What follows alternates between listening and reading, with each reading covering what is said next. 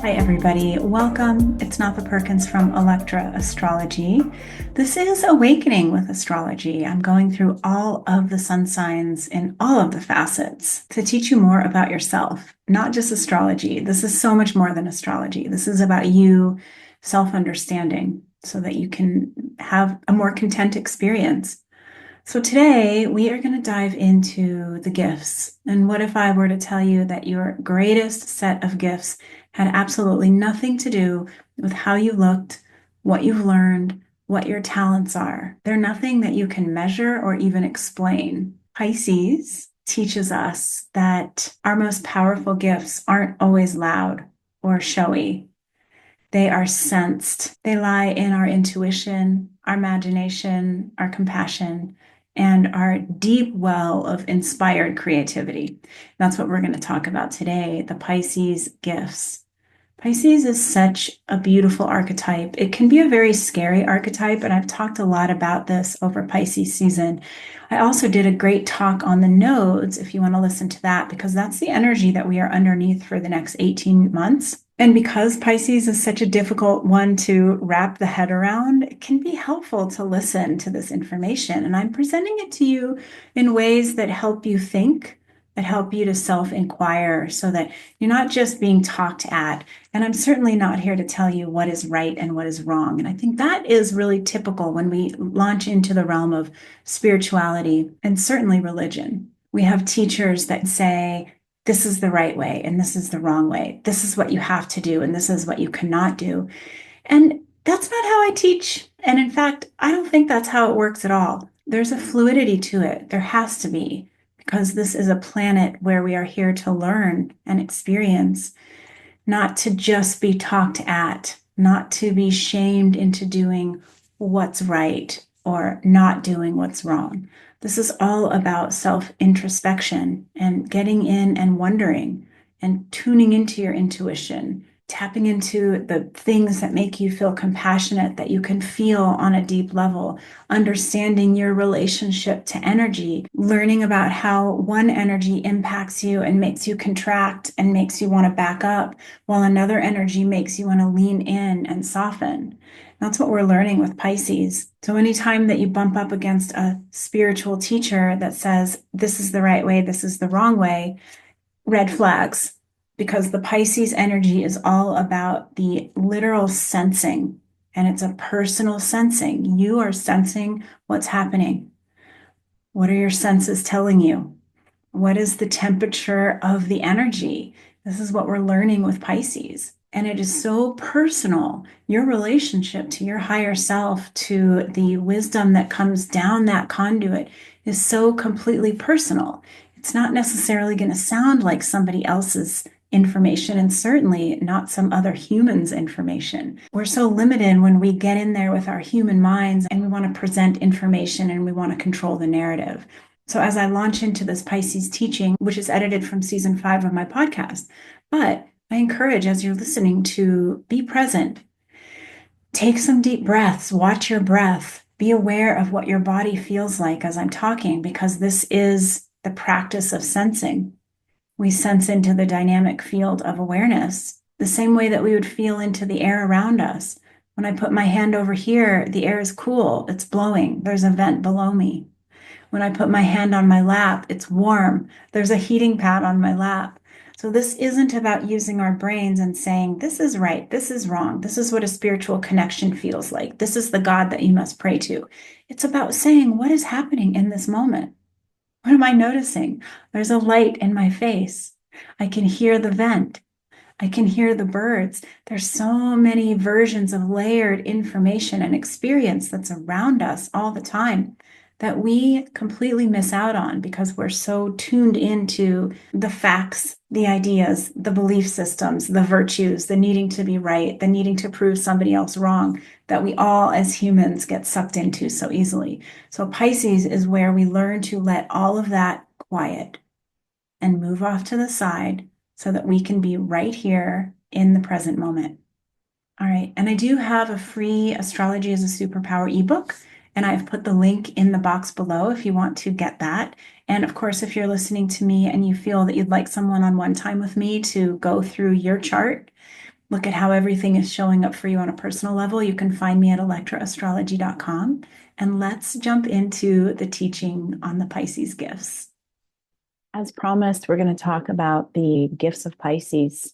We have gone through different versions of Pisces that transition from Aquarius into Pisces, where we have to allow our relationship to people and all the busyness of the collective and the needs and the wants and the conflicting desires and all of that. We have to leave it behind.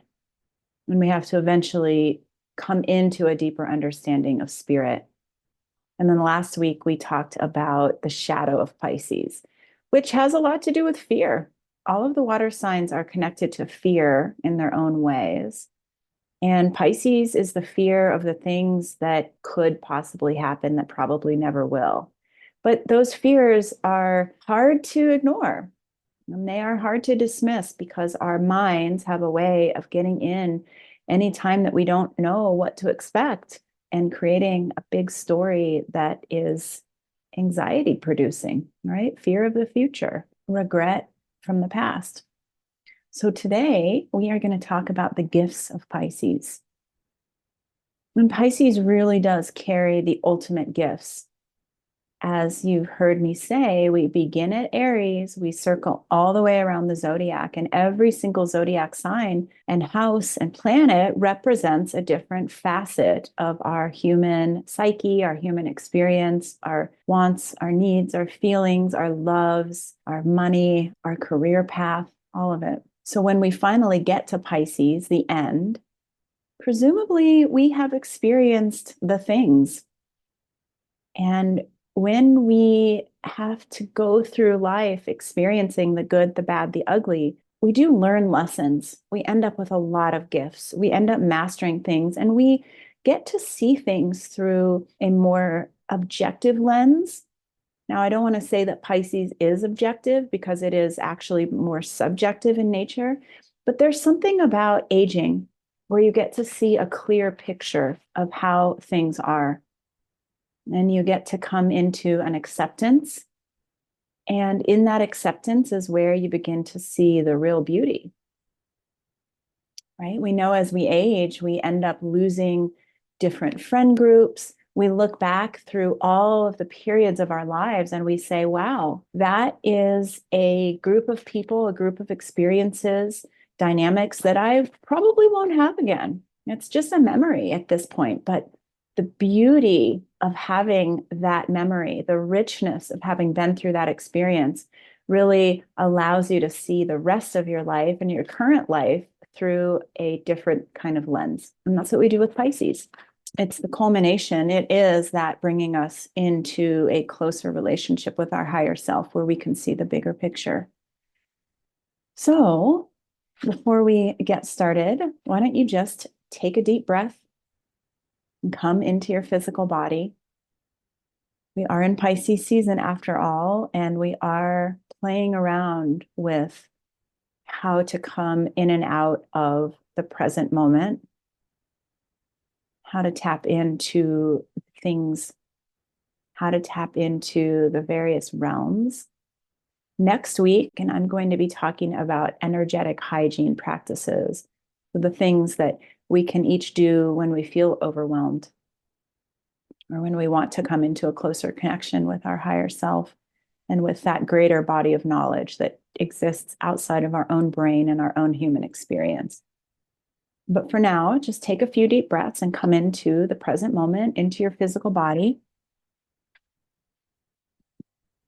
Notice if there's anything that wants your attention. This might be the only time all day or all week even that you have come here to this spot where you are awake and aware to your physicality as it exists in space. You're tuned into your body. You're noticing what needs your attention. Do you have aches or pains or contractions? Do you need to stretch? Use the restroom, get a drink of water. When we get to Taurus season, we're going to talk a lot about the physical body, the physicality of being in this human experience.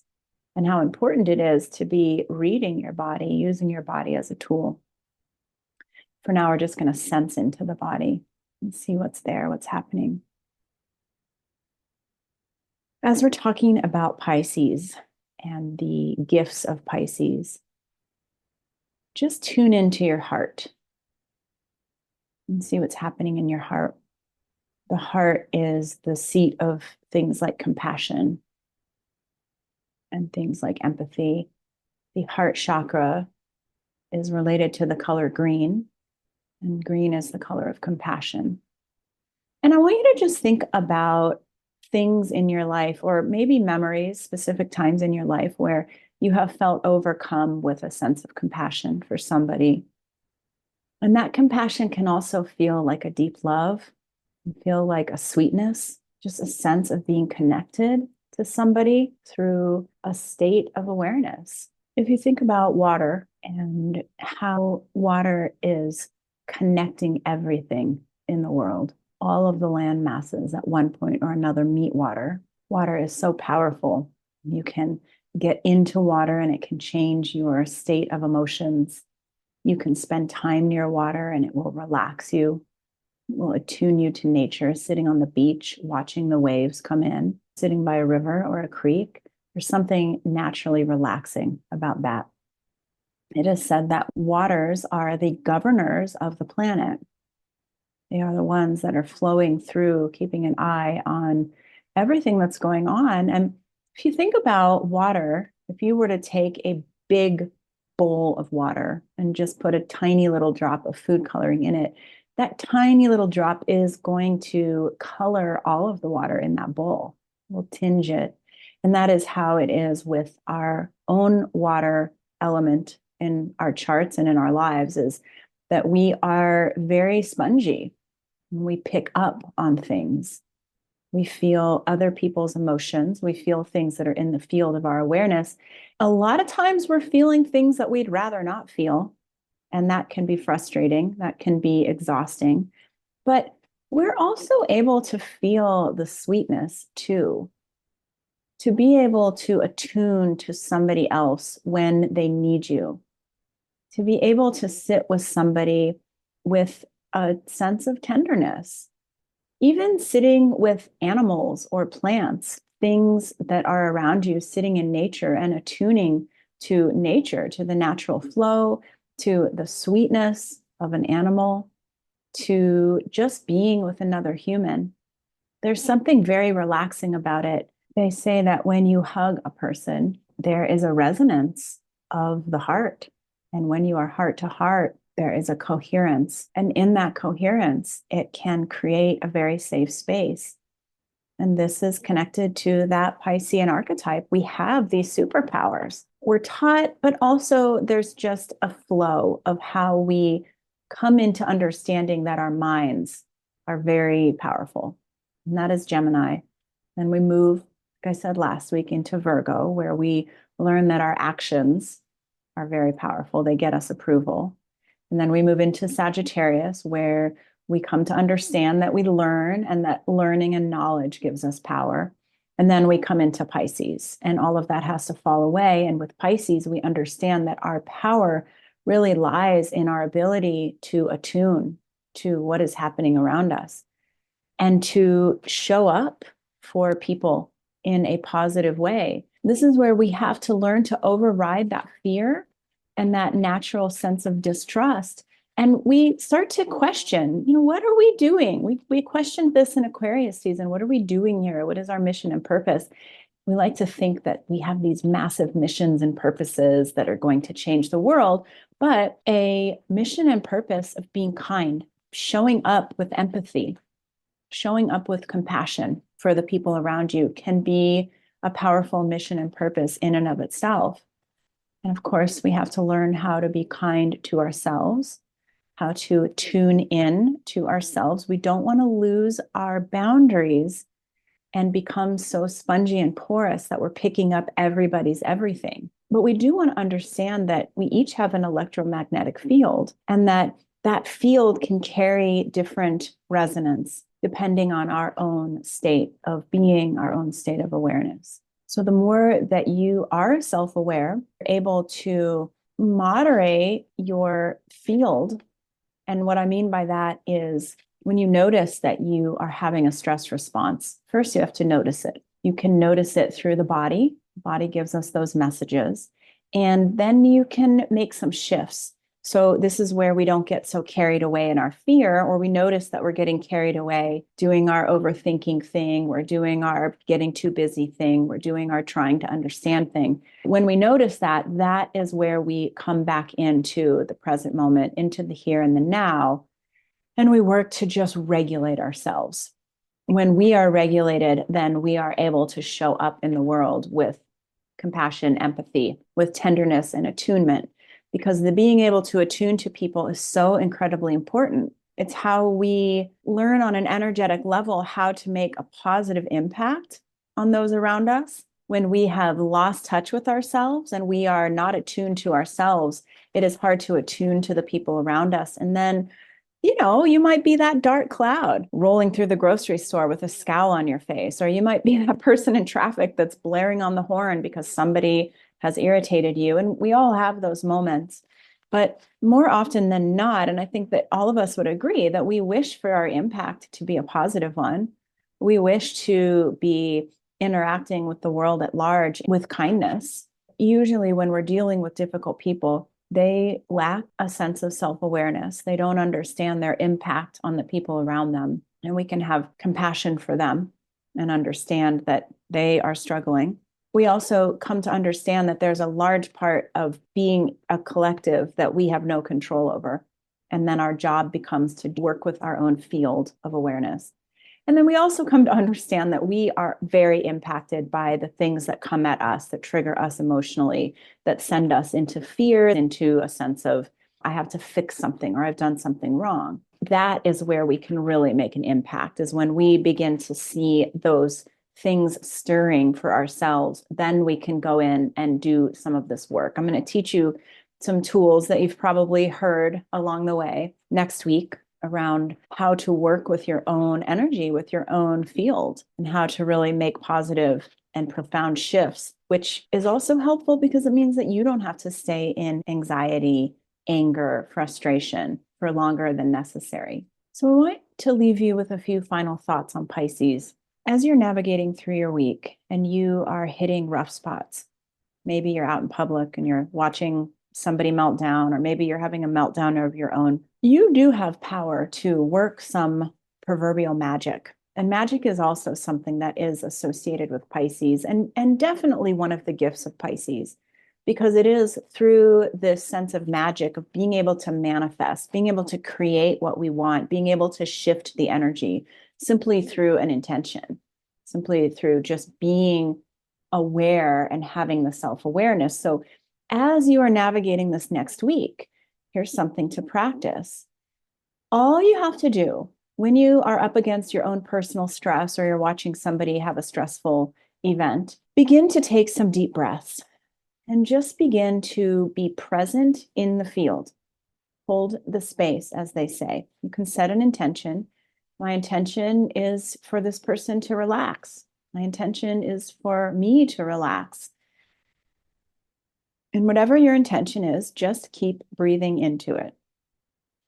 With a quiet calm, you can tune into your heart. You can tap into your own sense of compassion for what is happening, and just see whether you can shift the energy of the room. This is something to experiment with, to see how magic actually works. Because my guess is that you will be able to shift. You will be able to have some sort of positive effect on a situation. And the more of us that are out there in the world having positive effects on stressful situations in the very given moment, and usually these are small little examples. Somebody's yelling at the coffee shop clerk, or a homeless person is having a meltdown. Just practicing, can I take my magic wand, swirl it around this situation, and shift the energy for the better? So we'll talk more about that next week. All right, I hope this was helpful. Be sure to tune into the rest of the Awakening with Astrology series to keep deepening into understanding about how these archetypes impact you and who you are.